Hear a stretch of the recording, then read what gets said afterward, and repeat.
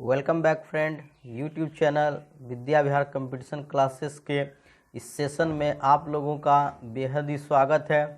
और इस चैनल के माध्यम से हम लगातार आरआरबी एनटीपीसी के स्पेशल सेट्स आप लोगों के बीच ला रहे हैं और उसे बेहतरीन तरीके से यहाँ पर हम सॉल्व करके आप लोगों को समझाने का प्रयास कर रहे हैं। और हमारा यही प्रयास है इस चैनल के माध्यम से कि हम ज़्यादा से ज़्यादा आप लोगों को लाभ पहुँचा सकें, ताकि आने वाले आरआरबी एनटीपीसी एग्ज़ाम्स में आप लोगों को इससे काफ़ी फ़ायदा मिल सके।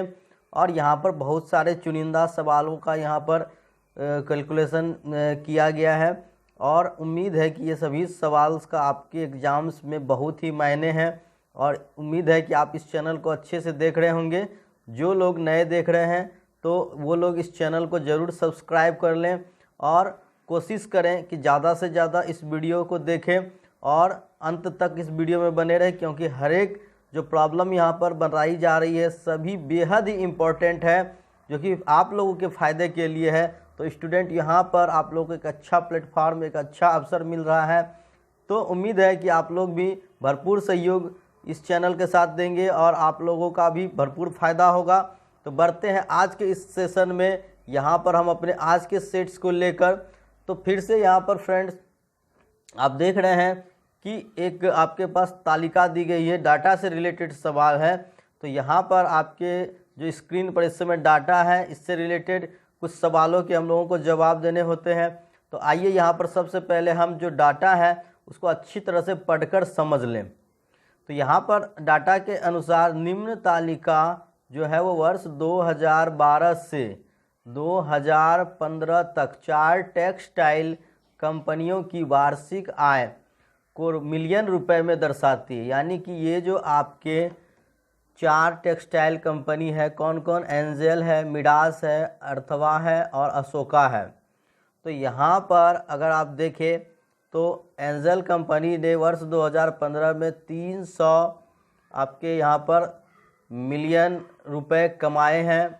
उसके बाद आपके जो है 2014 में इसकी आय 375 मिलियन रुपए है। तो इस तरह से अगर आप अथर्वा कंपनी की देखें तो वर्ष 2013 में इसने 400 मिलियन रुपए की आय की है। तो इस प्रकार से ये आपके जो आंकड़े दी गई है, तो यहाँ पर आपको सारा चीज़ मिलियन में दिया गया है। अब हम यहाँ पर चलते हैं कि सवाल क्या है आखिर।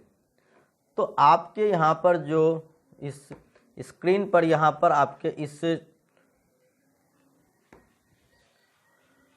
पहला सवाल यहाँ पर है, एंजेल और मिडास की चारों वर्ष की वार्षिक आय के योग का अंतर कितना है। यानी कि यहाँ पर जो है स्टूडेंट्स आप लोगों को यहाँ पर देखना है कि जो आपके एंजेल और मिडास कंपनी जो है उसके चारों वर्ष की वार्षिक आय के योग का अंतर कितना है। तो चारों वर्ष के वार्षिक आय का हम योग करेंगे। तो एंजेल कंपनी का अगर हम यहाँ पर देख रहे हैं तो आपके यहाँ पर हो जाएंगे ये 325 और 600, 6391, यहाँ पर आपके 1050 हो जाएंगे। और मिडास कंपनी की देखें तो 325, 6283, 1150 हो जाएंगे। तो यानी कि मिडास कंपनी 1150 करोड़ मिलियन और एंजेल कंपनी 1050 मिलियन। तो यहाँ पर आपने देखा कि जो एंजेल और मिडास की चारों वर्ष की वार्षिक आय का जो अंतर है वो 100 मिलियन रुपए है, क्योंकि ये 1150 और 1050, तो अंतर यहाँ पर 100 रहा। तो इसके बाद बढ़ते हैं इस टॉपिक का जो हमारा यहाँ पर अगला सवाल है। तो हम यहाँ पर देख रहे हैं कौन सी कंपनी वर्ष 2012 से वर्ष 2015 के दौरान अपनी वार्षिक आय में क्रमिक कमी को दर्शा रही है। 12 से 15 के दौरान वार्षिक आय में क्रमिक कमी को दर्शाती है। तो यहाँ पर आप लोगों को इस चार्ट में देखना है 12 से 15 में क्रमिक कमी कौन सी कंपनी दर्शा रही है। तो यहाँ पर आप लोग को सवाल का जवाब देते समय ध्यान देना है कि इस आपको 12 के तरफ से जाना है और आपको इस साइड से आपको इस तरफ जाते हुए कमी को दर्शाना है, 12 से 15 की ओर। तो इधर सबसे ज़्यादा आपको देखनी है और 15 की ओर कमी होना है। तो 400 यहाँ पर आप देख रहे हैं कि अगर अथर्वा कंपनी है तो 425 से 400, फिर 400 से 375, 375 से 350, ये लगातार चारों वर्ष में 25-25 मिलियन रुपए की कमी इसमें हो रही है। तो यहाँ पर आपके सवाल का जवाब है, जो आपके अथर्वा कंपनी है उसकी जो वार्षिक आय में क्रमिक कमी हो रही है 12 से 15 के दौरान। अब इस सवाल का इस डाटा का अगला सवाल, वर्ष 2013 और 14 की वार्षिक आय को मिलाकर किस कंपनी की वार्षिक आय सबसे अधिक है? तो यहाँ पर 13 और 14 की वार्षिक आय को मिलाकर देखना है। तो 13 और 14 की वार्षिक आय को हमें मिलाना है। तो 13 और 14 इस दोनों की हमें आय को यहाँ पर सभी का प्लस करके देखना है कि किस कंपनी ने ज़्यादा किया है। तो यहाँ पर अगर आप गौर से देखेंगे तो अशोका कंपनी के 14 में भी 400 मिलियन है और 2013 में भी 400 मिलियन है। तो बाकी किसी में भी आपको 400 का एक ही आंकड़ा दिख रहा है और बाकी 400 से कम ही है। तो इसलिए यहाँ पर अशोका कंपनी का ही जो है 13 और 14 का आय सबसे अधिक है। तो यहाँ पर आपके सवाल के जवाब मिल गए कि 2013 और 14 की वार्षिक आय को मिलाकर किस कंपनी की वार्षिक आय सबसे अधिक है? तो ये अशोका कंपनी की है। और कितनी है? तो 400 प्लस 400, 800 मिलियन यहाँ पर हो रहे हैं। तो बढ़ते हैं अपने यहाँ पर नेक्स्ट, जो यहाँ पर आपके प्रॉब्लम है, आप यहाँ पर स्क्रीन पर इस समय देख रहे हैं। तो आपके लिए जो यहाँ पर सवाल है, 2 cos theta minus π/2 plus 3 sin theta plus π/2 minus 3 sin theta plus 2 cos theta. तो यहाँ पर आपको इसको सॉल्व करके इसकी सिंपलेस्ट वैल्यू निकालनी है। तो यहाँ पर हमें इस सवाल को सॉल्व करने के लिए हम लोग यहाँ पर आते हैं। तो सबसे पहले हमने यहाँ पर देखा कि आप यहाँ पर π/2 देख रहे हैं। तो आप जानते हैं कि जो π/2 होती है तो पाई की वैल्यू 180 होती है। तो π/2 की जो यहाँ पर मीनिंग होती है वो 90 डिग्री से होती है। तो यहाँ पर अगर हम लोग इसको 2 cos और यहाँ पर आपके जो है यहाँ पर थीटा माइनस 90 है, तो हम लोग यहाँ पर माइनस को कॉमन कर लेंगे। तो यहाँ पर आपकी 90 माइनस ये थीटा हो जाएगी। और इसके बाद हम यहाँ पर अगर प्लस में यहाँ पर है तो 3 sin, तो प्लस में कोई प्रभाव नहीं पड़ता है। यहाँ पर आपके 90 प्लस थीटा हम इसे लिख ले तो कोई प्रॉब्लम नहीं है। इसके बाद आपके यहाँ पर माइनस, ये आपके हो जाएंगे माइनस 3 sin थीटा, और माइनस चूँकि बाहर में है इसलिए ब्रैकेट खुलने के बाद ये आपके दोनों टर्म यहाँ पर माइनस हो जाएंगे। तो आपने देखा कि यहाँ पर आपको एक चीज़ जान लेनी चाहिए कि जब भी आपके अगर कहीं पर अगर आपको इस तरह से cos माइनस थीटा नज़र आए तो cos माइनस थीटा बराबर cos थीटा ही हो जाते हैं। ये एक यहाँ पर फिक्स फॉर्मूला होती है। तो यहाँ पर भी आप देख रहे हैं कि जो ये माइनस है तो माइनस से कोई फ़र्क नहीं पड़ेगा। तो cos 90 माइनस थीटा आपके हो जाएंगे sin थीटा, यानी ये आपके हो गए 2 sin थीटा प्लस इधर ये आपके हो जाएंगे 3, और sin 90 माइनस, अगर sin 90 माइनस थीटा cos होते हैं उसी प्रकार sin 90 प्लस थीटा भी आपके cos थीटा होते हैं। उसके बाद आपके यहाँ पर है माइनस 3 sin थीटा, और इसके बाद आपके हैं माइनस 2 cos थीटा। तो यहाँ से आपको sin थीटा और sin थीटा को अगर देखें तो यहाँ पर आपके 2 sin में 3 sin माइनस, अगर cos यहाँ पर 3 cos में से 2 cos को माइनस कर दे तो 1 cos थीटा बच जाएंगे, और 2 sin थीटा में माइनस 3 करेंगे तो माइनस में आपके 1 sin थीटा बच जाएंगे। तो आपके यहाँ पर इसकी value cos theta minus sin theta, यानी कि ऑप्शन नंबर ए ये आपके हो गए बिल्कुल सही जवाब। तो उम्मीद है कि इस सवाल को आप लोगों ने अच्छे से समझा होगा। बढ़ते हैं नेक्स्ट सवाल की ओर। यहाँ पर आपको यहाँ पर प्रश्न दी गई है, 7 भुजाओं वाले एक बहुभुज की डिग्री में आंतरिक कोणों का योग कितना होगा? तो हमने यहाँ पर बहुभुज पर एक स्पेशल यहाँ पर पूरी क्लास दी है। आप लोग यहाँ पर हमारे इस चैनल पर जाकर वहाँ पर आप पूरी क्लास भी देख सकते हैं। तो यहाँ पर मैं सवाल को बता दूँ, लेकिन इसकी विस्तृत जानकारी आपको हमारे चैनल पर पॉलीगॉन चैप्टर में मिल जाएगी।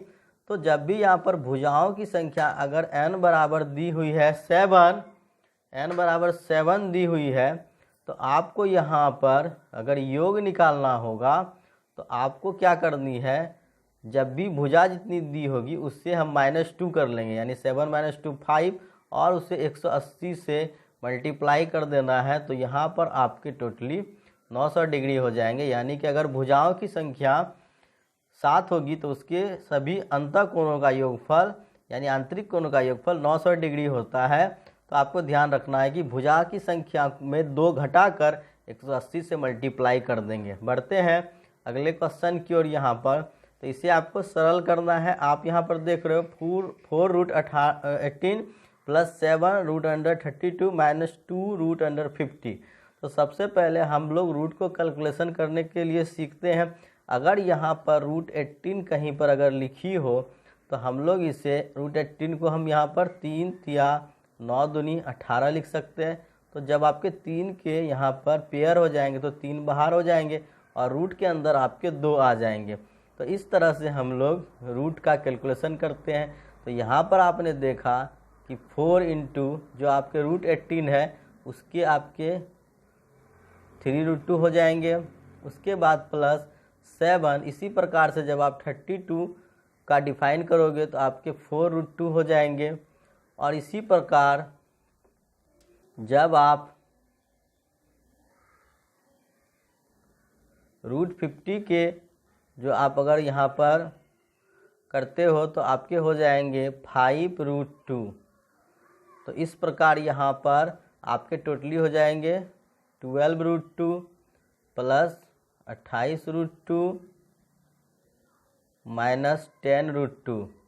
तो यहाँ पर सभी √2 वाले हैं। तो आपको टोटली देखनी है 28 और 12, प्लस में 40√2 और माइनस में 10√2। तो 40 - 10 आपके हो जाएंगे यहाँ पर 30√2। ऑप्शन ए आपका है बिल्कुल सही जवाब। इस सीरीज का अगला सवाल अब यहाँ पर आप देख रहे हैं, एक व्यक्ति 3 वर्ष के लिए 7% वार्षिक चक्रवृद्धि ब्याज की दर से एक बैंक से निश्चित राशि उधार लेता है। यदि वह कुल ब्याज के रूप में 85,966 रुपये का भुगतान करता है तो उधार ली गई राशि कितनी थी। तो यहाँ पर हम सबसे पहले यहाँ पर देख रहे हैं कि जो आपकी रेट परसेंट है वो आपकी यहाँ पर कितनी है, रेट परसेंट आपकी यहाँ पर है 7%। तो जो आपके चक्रवृद्धि ब्याज के जो हमने आपको लॉजिक बताए थे कि जब भी आप 100 रुपये अगर 1 साल रखोगे तो आपके ये 1 साल के अंत में 107 रुपये हो जाएंगे। और इसी प्रकार से 100 के 107, यानी कि यहाँ पर तो आपने 3 वर्ष के लिए लिया है, तो इस प्रकार हम लोगों को यहाँ पर 3 बार ये करनी होगी। तो यहाँ पर हमने देखा कि इस तरफ के मल्टीप्लिकेशन करने पर हमारे ये मूलधन हो जाएंगे, यानी कि जो धन हमने उधार ली है यानी कि 10 लाख। और जब यहाँ पर 107 का हम लोग क्यूब करेंगे तो यहाँ पर आपके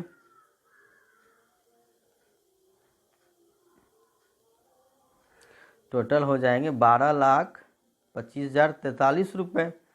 तो यहाँ से आपने देखा कि जो आपके CI होते हैं, CI हो गए आपके 2,25,043 रुपये, ये आपके हो जाएंगे CI।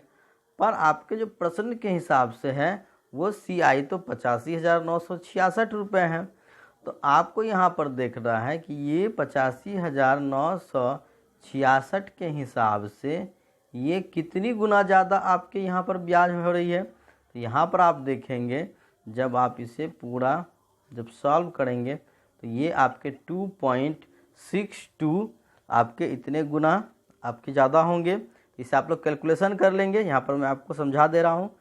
और आपके यहाँ पर जो आपने धन माना था आपने धन यहाँ पर कितना माना था, इसको आपने 10 लाख माना था, तो ये भी आपके 10 लाख नहीं होकर 10 लाख के यहाँ पर 2.62 यहाँ पे डिवाइड कर देना है, तो आपके लगभग यहाँ पर आ जाएंगे 300 आपके 82,000 के ये लगभग आएंगे। तो यहाँ पर आपके देखोगे तो 3,82,000 रुपये यहाँ पर आपके हो जाएंगे उधार ली गई राशि इस ब्याज के हिसाब से, यानी कि 85,966 के हिसाब से।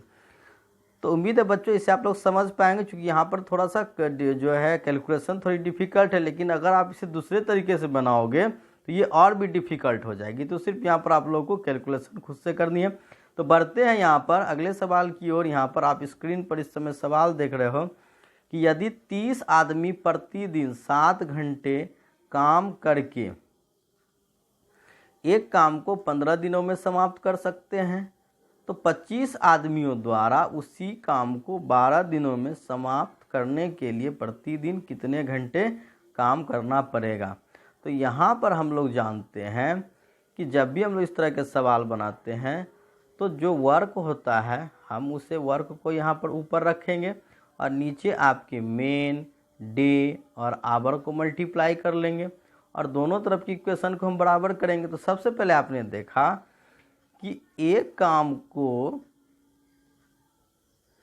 30 आदमी 7 घंटे और 15 दिनों में समाप्त करते हैं, तो जब वही एक काम 25 आदमियों को दिया गया और वहाँ पर 12 दिन लगाए, तो कितने घंटे वहाँ पर लगाए, हमें एच का मान निकालना है आवर। तो यहाँ से हम सीधे तौर पर यहाँ पर आपके 5 या 15 पचे 25, 5 से ये 6 बार में आपके 30 कट जाएंगे और 6 दूनी 12। तो यहाँ पर आप देखोगे तो क्रॉस मल्टीप्लिकेशन करने से 2h इक्वल टू 21, तो h इक्वल टू आपके हो जाएंगे 21/2, आपके यहाँ पर हो जाएंगे 10.5 घंटे। ऑप्शन नंबर बी 10.5 घंटे। तो उम्मीद है इसे आप लोग समझ चुके होंगे। तो आप लोगों को जब भी है यहाँ पर ध्यान देना है कि हमेशा वर्क को आपको टारगेट करना है, वर्क को हमेशा ऊपर रखना है। आपको जितनी वर्क दी जाए, कभी ऐसा भी हो सकता है कि उसी तरह के 2 काम, उसी तरह के 3 काम, ऐसे भी सवाल आ सकते हैं। तो बढ़ते हैं हम अगले सवाल की ओर। यहाँ पर आपने यहाँ पर देखा 2 संख्याओं का अनुपात 2:3 है। यदि दोनों संख्याओं में से 12 घटा दिए जाते हैं तो अनुपात 5:8 हो जाता है। संख्याएं ज्ञात करें। तो यहाँ पर आपने देखा कि जो संख्याओं का अनुपात है वो आपको यहाँ पर दी गई है 2:3, जो आपके शुरू में दिए गए हैं। और जब इसमें से 12 घटाने के बाद ये अनुपात कितनी हो जा रही है, 5:8। तो जब भी इस तरह की सवाल हो तो यहाँ पर आपने देखी कि दोनों में तो 12 घटाए जा रहे हैं, लेकिन यहाँ जो आपके डिफरेंस है 2 से ये 5 और ये 3 से 8, यहाँ की डिफरेंस तो बराबर नहीं हो रही। तो सबसे पहले हमें इन दोनों की बीच की जो डिफरेंस है उसे भी बराबर करनी होगी। तो उसके लिए हम क्या करते हैं, यहाँ आपके 5 और 8 में कितने के डिफरेंस है, 3 के। यहाँ 2 और 3 में कितने के डिफरेंस है, 1 के। तो हम यहाँ पर जो क्रॉस मल्टीप्लिकेशन करते हैं, यानी कि जो 3 यहाँ पर डिफरेंस है उसे हमने इसमें मल्टीप्लाई किया और जो 1 की यहाँ पर जो डिफरेंस है उसे हमने इसमें मल्टीप्लाई किया। तो हम यहाँ से देखेंगे कि जब 3 से मल्टीप्लाई करेंगे तो 3 दूनी 6 और इस 2 3 तिया 9, और यहाँ जब आप देखोगे तो 1 से मल्टीप्लाई करने पर आपके 5 और 8 ही रह जाएंगे। अब यहाँ पर आप देखोगे तो 6 से 5 हो गए और 9 से 8 हो गए, यानी दोनों तरफ जो डिफरेंस है वो 1 आ रही है। तो यहाँ 1 कम करने के लिए हमने कितना घटाया है, 12। तो यहाँ पर अगर 1 की वैल्यू आपकी 12 है तो यहाँ पर जो संख्याएं ज्ञात करती है, संख्याएं आपकी 6 और 9 है, तो 6 की वैल्यू आपकी हो जाएगी 12 6 के 72, और जो 9 की वैल्यू है वो आपके हो जाएंगे 12 9 108। तो जो संख्याएं हैं वो आपके सी ऑप्शन 72 और 108 हो जाएंगे। यानी आपके जो इस सवाल के सही जवाब है संख्याएं 72 और 108 हो जाएंगे। तो बढ़ते हैं अब अगले सवाल की ओर। यहाँ पर तो आपने यहाँ पर देखा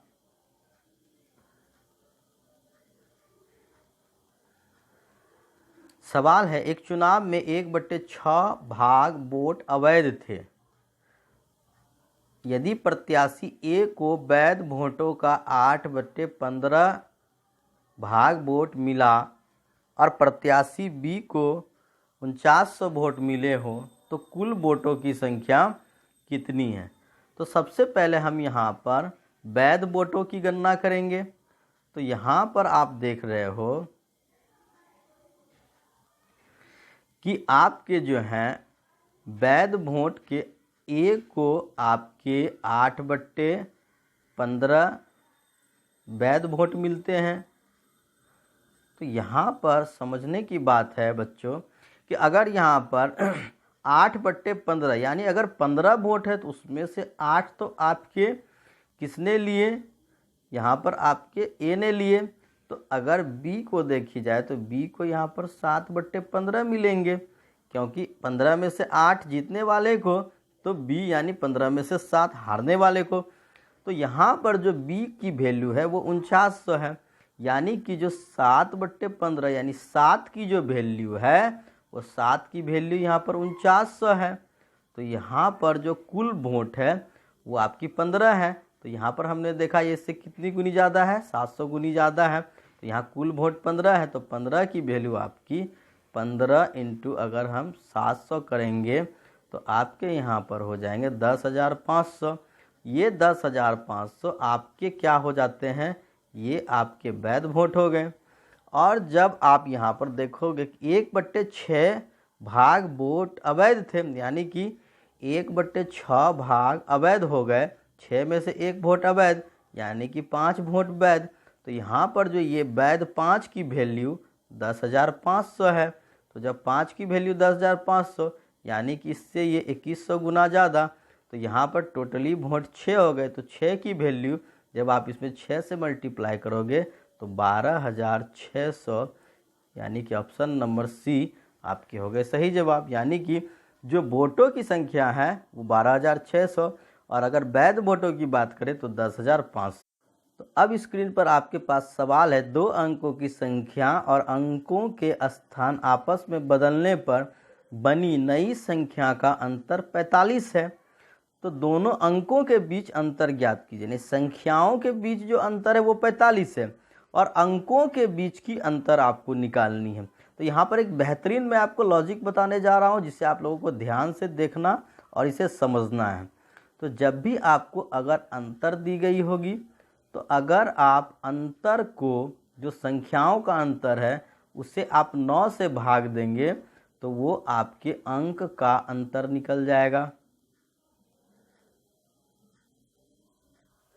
और जब भी आप योग को 11 से भाग देंगे तो आपके यहाँ पर अंक का योग निकल जाता है। तो यहाँ पर ध्यान देना है कि अंकों का अंतर निकालने के लिए हमें संख्या के अंतर में 9 से डिवाइड करनी है। तो इसलिए यहाँ पर जो संख्याओं का अंतर 45 है तो उसमें हमने 9 से डिवाइड किया तो यहाँ पर आपके हो जाते हैं 5। तो आपके जो अंकों का अंतर है वो भी 5 हो जाएंगे।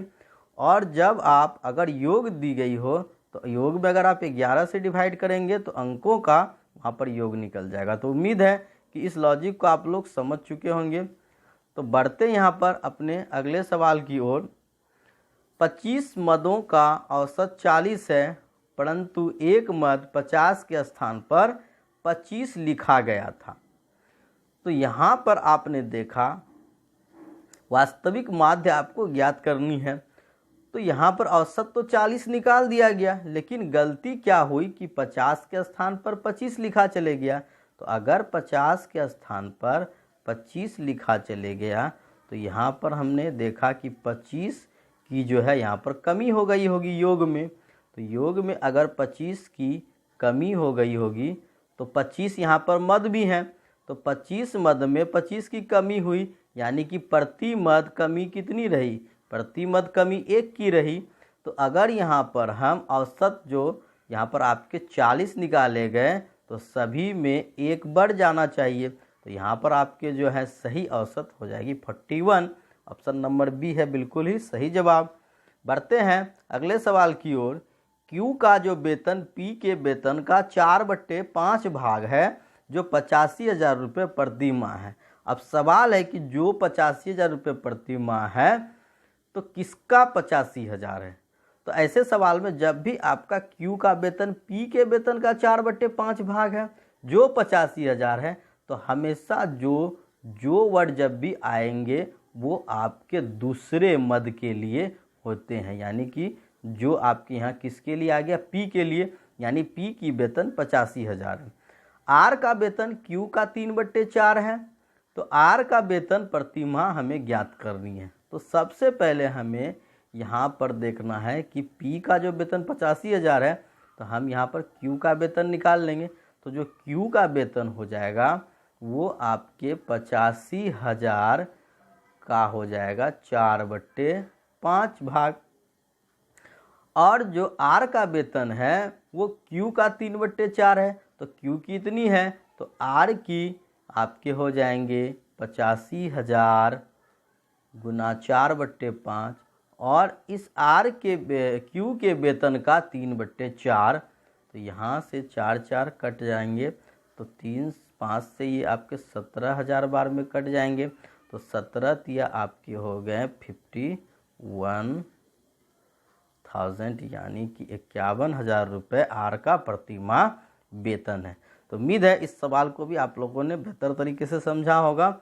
अब इस सीरीज का अगला सवाल है, 4 आदमी 96 मीटर लंबी दीवार को 2 दिन में पेंट कर सकते हैं। तो हमने आपसे अभी कुछ देर पहले पिछली सवाल में कहा आपको हमेशा वर्क ऊपर रखनी है, मेन, डेज और आवर्स को आपको नीचे लेनी है। तो यहाँ पर आपकी वर्क कितनी की है, 96 मीटर लंबी दीवार है, उसे बनाने के लिए 4 आदमी ने कितनी दिन काम की है, 2 दिन में पेंट किया है। तो आपको 6 आदमियों द्वारा 72 मीटर लंबी दीवार को पेंट करनी है। तो यहाँ पे आपने देखा दीवार की लंबाई यानी काम 72 है, 72 मीटर, तो आदमी यहाँ पर आपके 6 हैं, तो दिन कितने लगेंगे, तो उसे हमने x मान ली। तो यहाँ से आपके 6 से 12 बार में ये कट जाएंगे, 12 8 96 हो जाएंगे।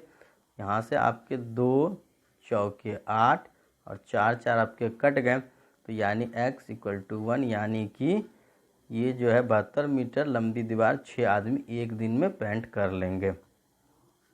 तो बढ़ते हैं नेक्स्ट सवाल में। 10 टॉफ़ियाँ और 20 मिंट का जो क्रय मूल्य है वो 40 रुपया है। तो यहाँ पर आपकी टॉफ़ी है और आपके मिंट हैं। तो 10 टॉफ़ी और 20 मिंट का 40 रुपये है। यदि टॉफ़ियों और मिंट की संख्या आपस में बदल दी जाए, यानी 10 टॉफ़ी की जगह 20 टॉफ़ी कर दी जाए और 20 मिनट की जगह पर 10 मिनट कर दी जाए, तो कीमत 10 रुपये बढ़ जाती है, यानी कि अब 40 से 50 रुपये हो जाती है। तो आपको प्रत्येक मिनट की वैल्यू ज्ञात करनी है। तो सबसे पहले हमने यहाँ पर क्या देखा कि जो 10 टॉफ़ी है और प्लस 20 मिनट है, ये दोनों आपके मिलकर कितने रुपए के बिल बनते हैं, 40 रुपये के बिल बनते हैं। और जब हमने यहाँ पर 20 टॉफ़ी कर ली और हमने यहाँ पर 10 मिनट कर ली, तो 10 रुपये बढ़ गए, यानी कि अब 50 रुपये लग गए। तो यहाँ पर हमें मिनट की जो मूल्य है वो यहाँ पर ज्ञात करनी है। तो यहाँ से हम देखेंगे कि कौन सी वैल्यू रखने से ये दोनों इक्वेशन हमारी फॉलो हो जाती है। तो अगर हम यहाँ से हमने अगर मिनट की वैल्यू 1 2 3 4 दी है, तो अगर हम यहाँ पर मिनट की वैल्यू 1 मानेंगे और इसे 2 मानेंगे, तो ये आपकी 20 और इसे 2 माना, तो यहाँ पर 10 एकम 10 और 20 दूनी यहाँ पर हो जाएगी 40। तो यहाँ से आपके 40 10 50 हो जाएंगे। लेकिन अगर हम यहाँ पर टॉफ़ी की वैल्यू को 2 मान लें और मिनट की वैल्यू को हम 1 मान लेते हैं, तो 10 दूनी 20 और यहाँ पर आपके हो जाएंगे, मिनट की वैल्यू 1 रुपीस है, तो 20 × 1 20, तो आपके यहाँ 20 20 हो जाएंगे 40। और इस इक्वेशन में अगर टी की वैल्यू 2 रखेंगे तो 20 दूनी 40 और एम की वैल्यू 1, तो 40 10 50, यानी कि मिनट की जो वैल्यू होगी वो 1 रुपये ही होगी। यानी कि 1 रुपये अगर मिनट की वैल्यू रखने से आपका इक्वेशन यहाँ पर सॉल्व हो जाता है। ऐसे आप चाहो तो इस सवाल को आप जो है सॉल्व करके भी एम और टी की वैल्यू निकाल लो, लेकिन आपको अंदाज़ा लगा सकते हो। तो इससे आपको क्या होगा कि आप और भी कई हिसाबों में आप अंदाज से इस तरह के सवाल को सॉल्व कर सकते हैं। तो इस तरह की कैलकुलेशन आप लोगों को सीखनी चाहिए, जहाँ से कि आपको बड़े बड़े सवालों को आपको उंगलियों पर सॉल्व करने में आसानी होगी। ऐसे तो सॉल्व करने में आपको जितनी भी समय लगानी तो कोई बात नहीं है, नई चीज़ अडॉप्ट करने में थोड़ी सी परेशानी हो सकती है, लेकिन अगर आप इसे अडॉप्ट करोगे तो आपके लिए बहुत ही ज़्यादा फायदा होने वाला है। तो बढ़ते हैं अगले सवाल की ओर। जो कार एक्स और वाई एक ही समय पर 12 किलोमीटर प्रति घंटा और 16 किलोमीटर प्रति घंटा की गति से 3 मिनट बाद चली, 3 मिनट बाद उनके बीच की दूरी ज्ञात कीजिए। अगर एक ही समय पर 12 किलोमीटर प्रति घंटा और 16 किलोमीटर प्रति घंटा की चाल से चलेगी तो निश्चित है कि 1 घंटे बाद दोनों के बीच का अंतर 4 किलोमीटर हो जाएगा। 1 घंटे यानी कि आपके यहाँ पर 60 मिनट हो जाते हैं। तो आपने यहाँ पर देखा कि अगर ये कार 60 मिनट तक चलती है तो 60 मिनट में अंतर कितने की हो जाएगी? 4 किलोमीटर यानी 4000 मीटर। तो आपको यहाँ 3 मिनट के बीच में अंतर निकालना है। तो इस प्रकार 3 मिनट की अंतर जो हो जाएगी वो आपके लिए हो जाएंगे 4000 बट्टे 60 इंटू 3। तो 3 से ये कट गया आपके 20 बार में, यानी कि आपके हो जाएंगे 200 मीटर, ऑप्शन ए। यानी कि 3 मिनट के बाद उन दोनों के बीच की दूरी जो होगी वो आपके हो जाएंगे 200 मीटर, क्योंकि 60 मिनट में उसके बीच की जो डिफरेंस हो जाएगी 4000 मीटर यानी 4 किलोमीटर। तो 3 मिनट में इस हिसाब से उसके बीच की जो डिफरेंस होगी वो 2 किलोमीटर रहेगी। तो अब यहाँ पर अगला सवाल आपका त्रिकोणमिति से है। तो tan theta into cosec theta by cot theta into sec theta का मान यहाँ पर आपको ज्ञात करनी है। तो यहाँ पर हम लोग इस सवाल को सॉल्व करेंगे। तो यहाँ पर सबसे पहले आपने सवाल देखी, tan theta into cosec theta by आपकी cot theta into sec theta. तो यहाँ से हम अगर tan theta into cosec theta जो आपके अंश में है उसे हमने लिख लिया, और जब हम कॉट थीटा को नीचे से ऊपर ले जाएंगे तो वो आपके हो जाएंगे टेन थीटा। उसी प्रकार सेक थीटा को जब हम ऊपर ले जाएंगे तो हो जाएगी कॉस थीटा। तो टेन थीटा आपके यहाँ पर sine theta by cos theta, और कोसेक थीटा आपके हो जाएंगे 1 by sine theta. Tan theta आपके हो जाएंगे sine theta by cos theta, और कॉस थीटा आपके हो जाएंगे कॉस थीटा। तो कॉस कॉस यहाँ पर कट गया, साइन साइन यहाँ पर आपने कटा लिया, तो आपके साइन बाई कॉस यानी कि साइन बाई कॉस आपके क्या हो जाते हैं? टेन थीटा हो जाते हैं। यानी कि option number C tan theta इस सवाल का है सही जवाब। तो बढ़ते हैं अगले सवाल की ओर। यदि एक आयत की लंबाई और चौड़ाई 25% बढ़ा दी जाए तो पुराने और नए आयत के क्षेत्रफलों का अंतर ज्ञात करना है। तो यहाँ पर हम देख रहे हैं कि लंबाई और चौड़ाई दोनों को 25% बढ़ा दी गई है। तो यहाँ पर 25% जो होते हैं वो आपके हो जाते हैं 1/4। यानी अगर आयत की लंबाई 4 रही होगी तो उसे हमने 5 कर दिया, और जब आयत की चौड़ाई 4 से उसे भी हमने 5 कर लिया। तो जो शुरू में आपके क्षेत्रफल थे वो 16 थे, तो हमने वहाँ पर उसको अब क्षेत्रफल कितनी हो गई? क्षेत्रफल 25 हो गई। तो क्षेत्रफल में जो वृद्धि हो गई यानी कि 9/16। तो 9/16 यानी कि लंबाई और चौड़ाई जो आपके पहले का क्षेत्रफल था उसका 9/16% वृद्धि हो गई। तो यहाँ से हमें देखना है 9/16, यानी कि ऑप्शन नंबर सी आपके हैं सही जवाब। अब यहाँ पर आपके तो आज के सेशन में यहाँ पर फ्रेंड्स इतनी ही सवाल थी। तो उम्मीद है कि आज के इस सेशन के सारे सवाल आप लोगों को पसंद आए होंगे, और इसकी जो सॉल्यूशन की लॉजिक है वो भी पसंद आई होगी। और एक ख़ास बात यहाँ पर मैं बता दूँ आप सबों को कि यहाँ पर आप लोगों के लिए इस आरआरबी एनटीपीसी सीरीज़ की जितनी भी सेट्स यहाँ पर सॉल्व की गई उसकी एक यहाँ पर प्लेलिस्ट बना दी गई है। आप हमारे चैनल पर जाकर इस प्लेलिस्ट से सारे सेट्स को देखकर सॉल्व कर सकते हैं, और आप नई से नई हिसाबों को सीख और जान सकते हैं। तो इसी के साथ आज का क्लास यहाँ पर समाप्त होता है। अब हम लोग एक अगले क्लास में नए सेट के साथ फिर मिलेंगे। तो तब तक के लिए गुड बाय।